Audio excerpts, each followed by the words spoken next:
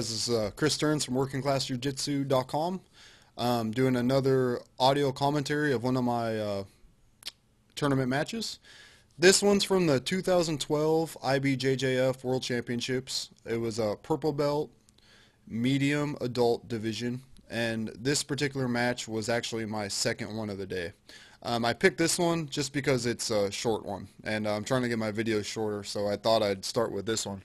When I first started the project, I was originally going to do all my matches, as they went in chronological order, starting with when I first received my purple belt. But I decided to change it up a little bit and, show off some of my jiu-jitsu as it was in the last year, something a little bit more current. Last two videos were old, 3+ years old. So, yeah, here's one from last June. And let's start it. So before I start it, I was called for an illegal guard pull, and the video starts kind of late, but it doesn't matter, because as you're going to see, the ref stands me right up. This was something I was getting called for a lot in this tournament, just because, yeah, my whole strategy, the whole tournament was to get the guard as soon as possible, and a little overeager here. Didn't have connection to the gi. I get a warning and a stand-up. So again, looking to guard, I get the connection on the sleeve, and I just sit back. He had already kind of showed his hand that he wasn't going to be too aggressive, so I just sat back, didn't worry too much about it. Let's see, right here, I'm playing a De La Hiva, trying to control his right leg, putting pressure. I kind of topple him over a little bit there, nothing big, but, I am happy with the way the match is going. When he postures up, I go into a kind of a knee shield half guard. I'm going to pause it for a second. With this position, sometimes it looks like the top guy is, gaining an advantage on you, or it looks like he's progressing his position. But just, when you're watching this next kind of exchange, keep in mind a couple things. I'm always bladed up. I'm never letting him flatten me out. That's really important in these, especially in the IBJJF. If your shoulders and hips go flat, that's an advantage point for your opponent. So, not only am I making sure I don't get an advantage scored against me, it's what keeps my guard effective, by staying up on my right side the whole time. So that's the first thing to watch out for. And secondly, I'm never letting him really control my bottom leg. That's like the most important thing with this kind of half guard. If he can control my bottom leg, that's what's really going to allow him to, move on to controlling my hips. And then if he has that with my upper body, I'm done. I'm past. So I never allow him to do those two things: flatten me out and control my bottom leg. And that's what kind of shapes the match. So again, I go to an overwrap, okay, and right here I'm going to kind of a half butterfly guard. You can't really see what's going on, but my knee is through, and he's working on pushing it down, but I'm not allowing it. I'm in the half butterfly with the overhook. And one thing I'm looking for, I'm going to pause it again, is control of his wrist. Like in one of the videos I showed before, this is a guard I play a lot with the overhook as the upper body control, and then I'm just looking for control of his left wrist. That's what allows you to be offensive, specifically with triangles and omoplatas, as you're going to see. So he's letting me control his left wrist. Okay, I lose it. He goes to crossface here for a little bit.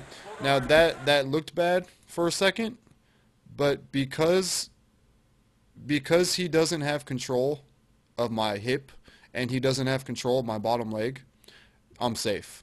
As you can see, his hips are up, and he's not doing anything to block out my bottom leg. That's why I'm not worried about the crossface. Even though it looks bad and it really isn't a good position for me, I'm feeling kind of safe. And yeah, I just slide my right knee right into position. So again, I have the overhook with my left hand, and I have the wrist control with my right. And I'm just looking for an opportunity. And there it is. I throw on the triangle. He postures up for a second, and that's what makes it really easy for me to kick my bottom leg through. I'm going to go ahead and show that one more time, because it also really illustrates the control I have on the wrist. the ref, this guy's gonna walk by and block the view for a second, but there's a really good visual of the control I have on the guy's wrist, which is like one of the keys to these positions. Again, he adjusts his position, he raises up his hips, he raises up his whole body. That was all I needed to, that was all the space I needed to kick my right leg, which is the bottom leg in this position, over the arm, onto the shoulder, and lock in the triangle. Play it again. So again, he lifts up right there.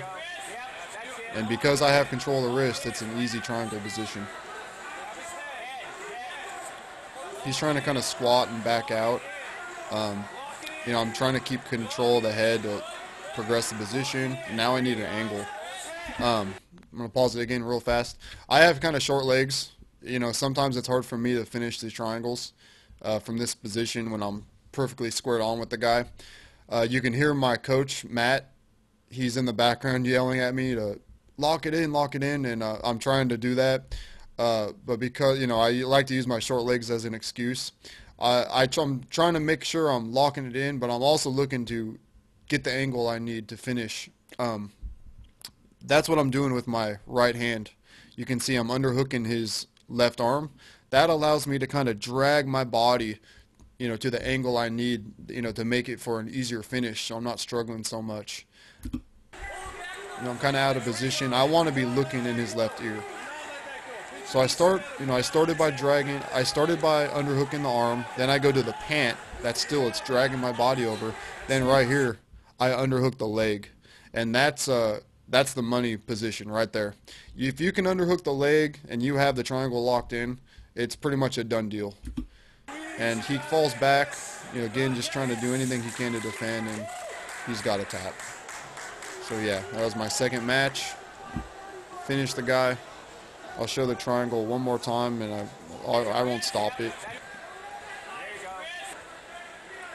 So again, it was from an overhook, half butterfly guard. He postures for a second, boom, I kick the leg over. I'm trying to make sure he doesn't make any distance or make any space here, keep him tight. I go the 2-on-1 on the head. Again, I pull the arm across to allow me to keep progressing the triangle. I underhook the arm to help with the angle. I grab the pant legs, again, just to help with the angle. I'm shimmying my body over to look in his left ear. And then finally, what seals it in, I underhook his leg. And again, with the pressure of the triangle, he's got a tap. So that's it, guys. Thanks for watching. Again, that was from the 2012 Worlds. That was my second match, and yeah, I will be showing all my matches from the Worlds. Maybe not next video, but yeah, in the next month or so, I'll get them all out. It was a pretty good tournament run for me. So thanks, guys. Thanks for checking it out. Feel free to comment, follow my blog, www.workingclassjujitsu.com. And yeah, thanks for watching, guys. I'll see you next time.